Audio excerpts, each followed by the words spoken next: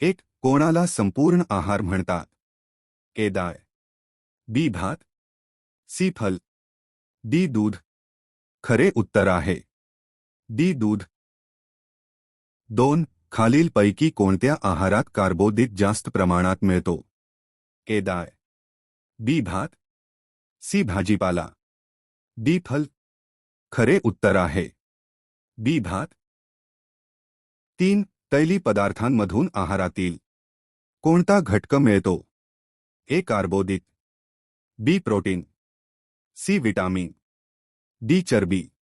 खरे उत्तर आहे डी चरबी. 4. शरीराच्या वृद्धी आणि दुरुस्तीसाठी कोणता घटक आवश्यक आहे? ए प्रोटीन, बी चरबी, सी कार्बोदीट, डी विटामिन. खरे उत्तर आहे ए प्रोटीन.